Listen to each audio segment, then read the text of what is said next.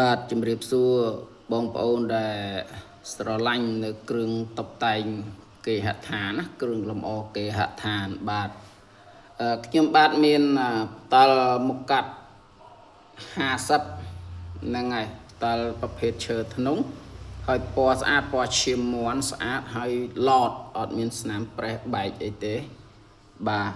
ហើយបើសិនតែបងប្អូនមានតម្រូវការដាក់តាំងតាមគេហដ្ឋានឬក៏ចង់លម្អគេហដ្ឋានអីបងប្អូនមានតម្រូវការអាចសាកសួរតាមឆាតបានបាទរបស់នេះស្អាត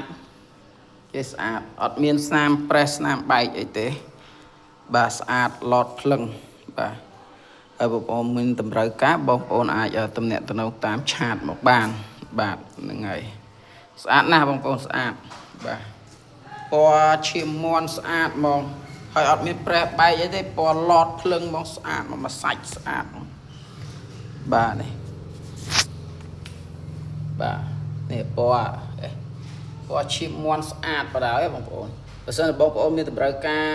តាំងគេហដ្ឋានអីបងប្អូនមានតម្រូវការបងប្អូនអាចទំនាក់ទំនងតាមឆាតមកបានបាទអរគុណច្រើន